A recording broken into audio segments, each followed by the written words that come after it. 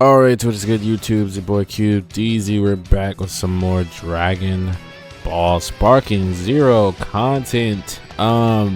Recently I did make a video about this Sparking Zero DLC.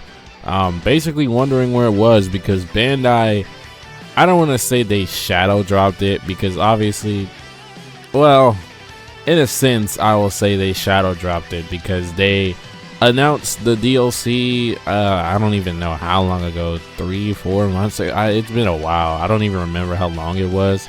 And from the day they announced the DLC until just recently, they didn't say anything about this update at all. They started talking about it probably about 2 or 3 days before it officially came out. It came out on July 30th, 2026, obviously. The largest DLC for Dragon.Sparking Zero, Dragon.Sparking Zero, Limit Break Neo, whatever you want to call it. So basically, I'm just going to make a quick video talking about, is this DLC worth it? Is it fair that Bandai is pricing this DLC? How do the players feel about the DLC? And let me know your thoughts down below on how you guys feel about the DLC. Have you played it yet? I currently have not bought the DLC yet. I do plan on it, but it's really just for content purposes. I think Sparking Zero, I don't want to say it's a game that's ran its course, but I mean, it's just, you know, we'll get into that later. But right now, we're going to talk about, is this DLC worth it? So on this website, this is Bandai Namco's website, they do break down the DLC itself. So new features and characters. Among the big updates, it features a new mode as well, which allows players to choose a favorite character and provide the opportunity to strengthen them over time and through increasingly powerful opponent battles. Through progressions, players can enhance their fighter stats and customize progression to match their fighting style, play style. Create a unique combat experience with every round. Additionally, players get 4 new episode battles. Okay, 4 new stages and 33 new characters from the Dragon Ball universe. So 4 new episode battles, huh? That's the that's not the story mode, is it? That's the side game thing that they have where you go in there and it like creates a new story. I'm assuming this is the one that the game creates for you to play. 4 new stages. This is honestly what I'm really excited for because I love playing on Kami's Lookout. Kami's Lookout is like my favorite stage to play on in like every Dragon Ball game. Like when playing Xenoverse 2, I only wanted to play on Kami's Lookout. Budokai Tenkaichi 3, 2, only wanted to play on Kami's Lookout. Any Dragon Ball game that had Kami's Lookout as a stage, that's where I wanted to play. So the fact that they finally added Kami's Lookout, I'm very thankful for that because that's the only stage I'm going to be playing on. It should have already been in the game, but we'll let that slide. And then 33 new characters, so it breaks down all the characters. You got Dragon Ball characters, Mercenary Tao, Grandpa Gohan. I think some of these guys are like cool, but I think most of it comes from like Piccolo and Goku from the World Tournament. I don't think anybody's like really that excited. I mean, Demon King Piccolo, Jr., and Goku from the World Tournament. Mercenary Tao, Grandpa Gohan, whatever. General Blue, whatever. Chi-Chi, whatever. Dragon Ball Z, we got Mighty Mask. That's cool. Supreme Kai, Oob, Zanya, Bardock, and Chilled, and a couple others. I'm assuming these are like other skins for characters because obviously we got this this version of Super Saiyan 2 Gohan. So when they say others, I'm assuming that's what they mean. And they added like the little Broly movie stuff with these two in there. So some of these characters should have already been in the game. Mighty Mask, Supreme Kai, Oob, Zanya, Bardock, whatever, should have probably already been in the game. Dragon Ball GT, Super 17, Vegeta, Trunks, Nova Shinron, Hellfighter 17, all should have been in the game, but they're here finally. And then last but not least, Dragon Ball Super, Champa, Jocko, Chilai, and a couple others. So the big question is this game worth it? Right now it's currently priced at $35 on the PlayStation Store. Let's take a look at this real quick. Also getting a free update that provides a range of gameplay enhancements, including 2 brand new gameplay mechanics with 3 additional stage variants. The new mechanics include Sparking Boost, which allows players in Sparking mode to consume a large amount of skill stock and temporary stats reduction in exchange for an attack boost. Chain Blast introduces a new combo mechanic where after launching, opponent players can switch to reserve an ally and continue the assault with a blast attack, and then the combo mechanic leads. Okay, so that's just like free stuff. Okay, but yeah, like I was saying, this update is priced at $35. If you're like really into Dragon Ball Spark, like I'm into Dragon Ball. I do like SparkingZero as a game. I will forever cherish SparkingZero for the time that I spent on it, where I was in love with the game.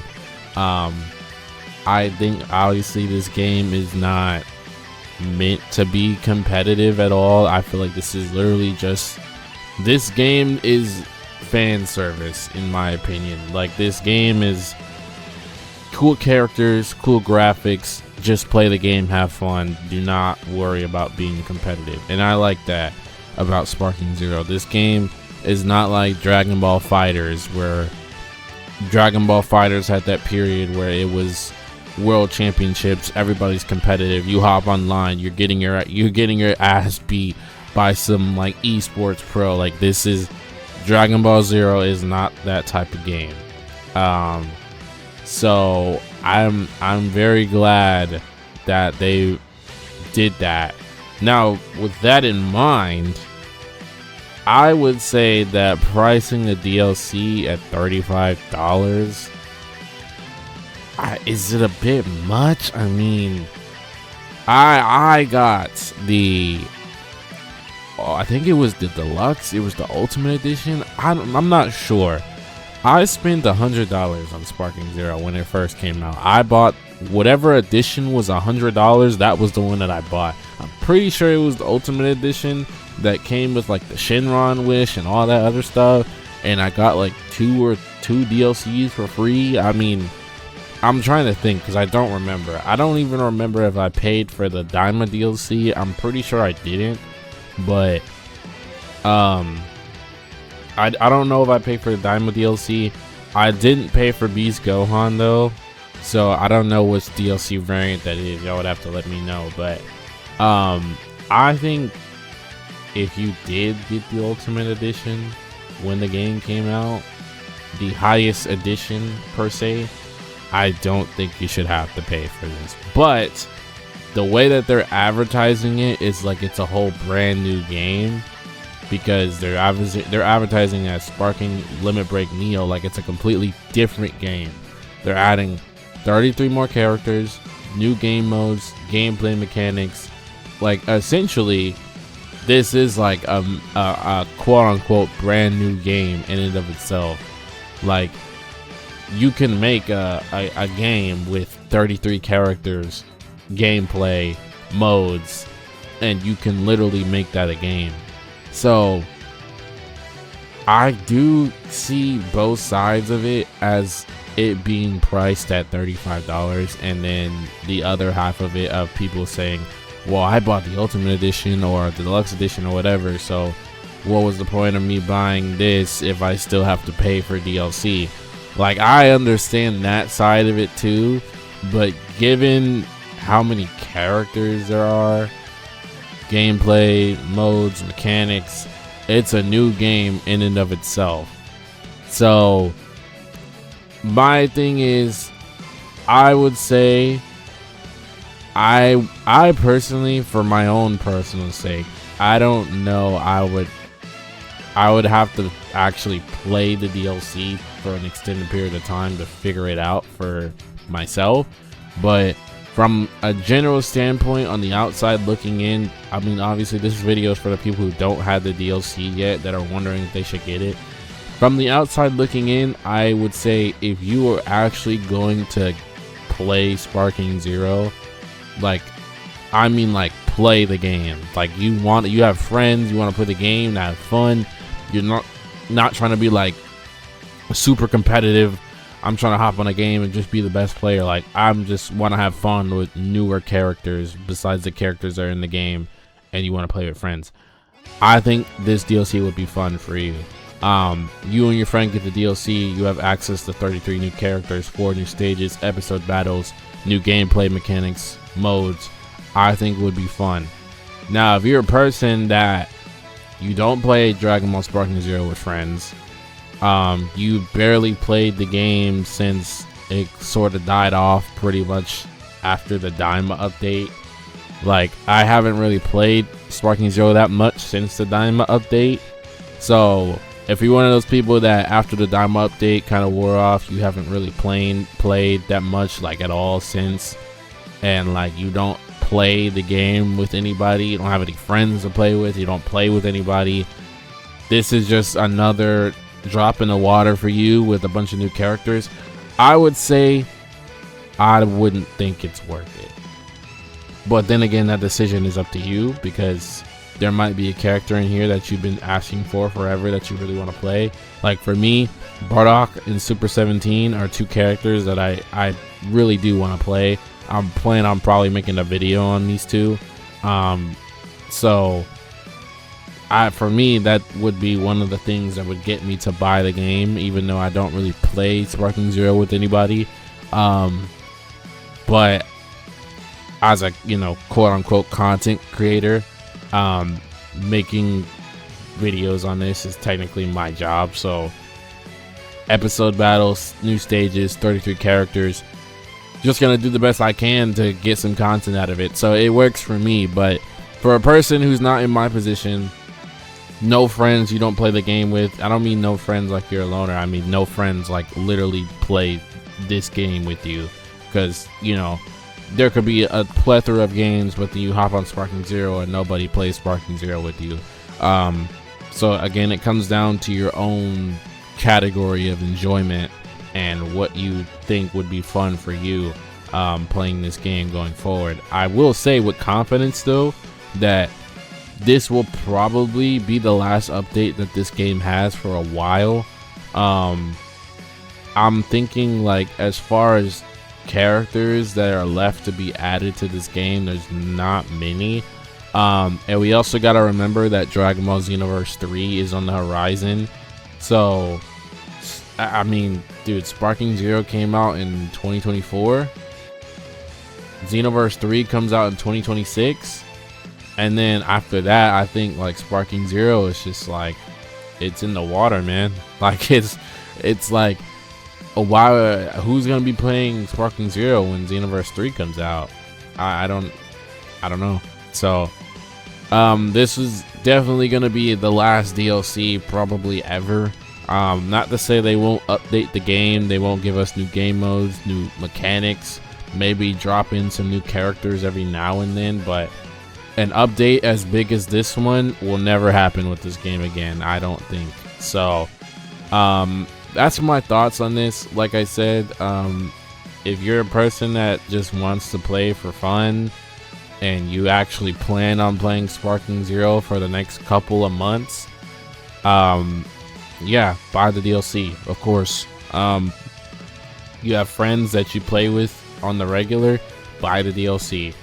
But if you're somebody who's like, you haven't played for a while, you're interested in the DLC, but you don't know if you're actually gonna like it, watch some videos on it, watch some gameplay on it, do some research on it, because I mean, $35 is a lot of money to be disappointed. I'm not gonna lie. I would not want to spend $35 and be disappointed, because I mean, everybody's had that time where they spent money on a game and they never played it for the extended period of time. I remember when Demon Slayer 2 came out, the Demon Slayer game, that game was like $60-70. I've played the Demon Slayer game for a total of 5 hours since it came out. So I mean, you could get more than 5 hours out of content in this game, in this DLC. But if you think that you're not gonna play it for more than that, I wouldn't recommend buying it. So that's my thoughts on this SparkingZero update. Let me know you guys' thoughts about the DLC. If you played it before, words of encouragement would help get people to see if they'd actually want to buy it. I know there's a little bit of uproar in the community about it being priced, but I see the reason they priced it. It just becomes up to you whether you think it's worth it for that price based on everything that they've broken down for us of what's exactly in the gameplay. So let me know your thoughts down below, what you think of SparkingZero. I will definitely be getting the DLC. I will be making videos on it, so be on the lookout for that. But other than that, I will catch you guys in the next one. Peace.